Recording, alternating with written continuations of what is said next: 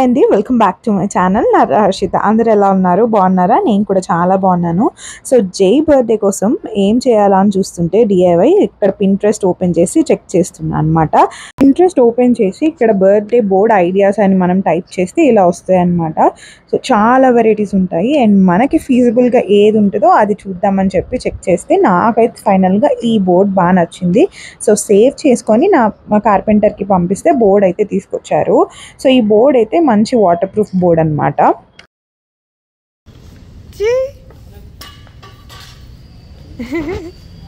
అయ్యో మళ్ళీ ఈయనకు సైకిల్కు వాటర్ బాటిల్ అంటే మనిషికి వస్తుందా తొందర లేసాడు కదా.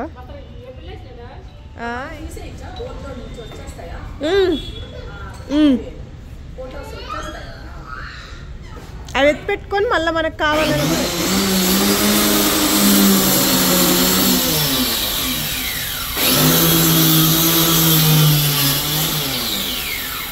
బేసిక్గా మనకి స్టాండ్ కూడా కావాలి. సో దానికి తగ్గట్టు ఓ పెద్ద బోర్డే తీసుకొస్తానమ్మా అని చెప్పి కార్పెంటర్ అన్న ఇలా బోర్డ్ తీసుకొచ్చి దాన్ని మనకు కావాల్సిన షేప్లో కట్ చేయడానికి మళ్ళీ లెటర్స్ ఎంగ్రేవ్ చేయించడానికి తీసుకెళ్లారు. సో ఇక్కడ ఫిక్స్ చేసి అలా కట్ చేస్తారంట మిషన్తో.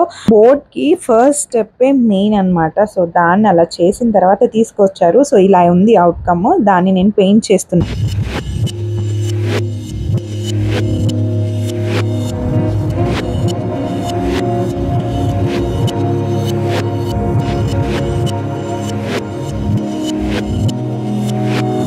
వాటిని యూస్ చేసి కూడా చేయొచ్చు కదా. సో అందుకు నేను కలర్స్ బ్రషెస్ ఇలాంటివి అయితే ఏమి కొనలేదు. బర్త్డే థీమ్ ఏమో కొంచెం బ్రౌన్ బీజ్ అనుకున్నాం, అందుకని ఇలానే సెట్ చేసి తీసుకున్నాను అనమాట. సో బ్రౌన్తో పెయింట్ చేసా. మామూలుగానే తొందరపాటు ఎక్కువ కదా. సో ఏం చేసాను, మొత్తం బ్రౌన్తోనే పెయింట్ చేసేసాను.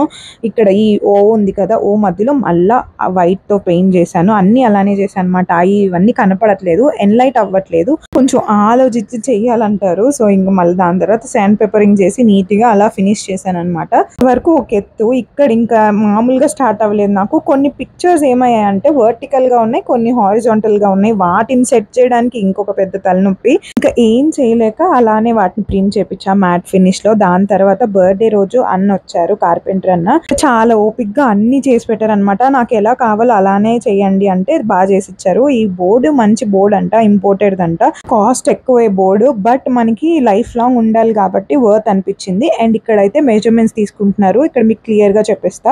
బోర్డు హైట్ అండ్ విడ్త్ అయితే 4x3 అనమాట. సో దాని తర్వాత ఇలా లెటర్స్ కి మధ్యలో గ్యాప్స్ అయితే ఇంచెస్ వరకు పెట్టుకున్నాం. బికాస్ ఫొటోస్ ఎలివేట్ అవ్వాలి, మంచిగా కనిపించాలని. ఇక్కడ ఏం చేస్తున్నారంటే అన్న కి మేము ఫ్రేమ్స్ ఫిట్ చేసుకొచ్చాక ఏమైందంటే ఇక్కడ అలానే పెడితే అవ్వదు కదా, నెయిల్స్ ఫిట్ చేసి దానికి కూడా ఫొటోస్ వెనకమాల ఒక చిన్న హుక్స్ లాగా పెడదాము. బికాస్ మనకి కావాలనుకున్నప్పుడు ఇలా ఫ్రేమ్స్ ని వాటికి బోర్డుకి పెట్టుకొని మనకు వద్దన్నప్పుడు తీసేసుకొని జాగ్రత్త చేసుకోవచ్చు.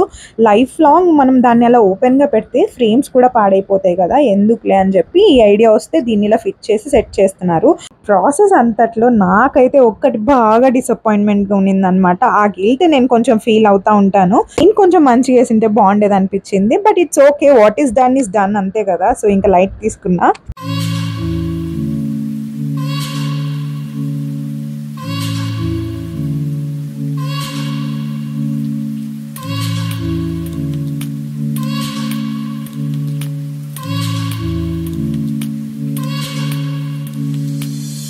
నేనైతే హ్యాపీ, బికాస్ ఫ్యూచర్లో తనకి ఇది ఒక మెమరబుల్ గిఫ్ట్. చూసుకున్న ప్రతిసారి మమ్మీ ఇలా చేసింది కదా, బాగుంది అని హ్యాపీగా ఫీల్ అవుతాడు. న్యూ మామ్స్కి ఇది చాలా హెల్ప్ అవుతుంది. సో నేనైతే బాగా ఎంజాయ్ చేశాను ఈ ప్రాసెస్ని. ఇంకొకటి చెప్పాలి గైస్, పాలిష్ అస్సలు కొట్టించలేదు బోర్డ్కి, బికాజ్ రాగా ఉంటే బాగానే ఉంది అనిపించింది. అండ్ ఇంకా బడ్జెట్ అయితే కొంచెం ఎక్కువ అయిపోతుంది పాలిష్కి అని లైట్ తీసుకున్నాము. బడ్జెట్ ఇక్కడ వరకు అయితే 10,000 అయింది. అండ్ ఈ ఐడియా మీకు నచ్చుతుంది అని వ్లాగ్ చేసా. ఈ వ్లాగ్ నచ్చితే లైక్ చేయండి, షేర్ చేయండి. అలా అని నా ఛానల్ని కొత్తగా చూస్తుంటే సబ్స్క్రైబ్ చేసేయండి. అవుట్పుట్ ఇదే, మీకు నచ్చిందా కామెంట్స్ చేసేయండి. అంతే ఈ వ్లాగ్. Bye bye.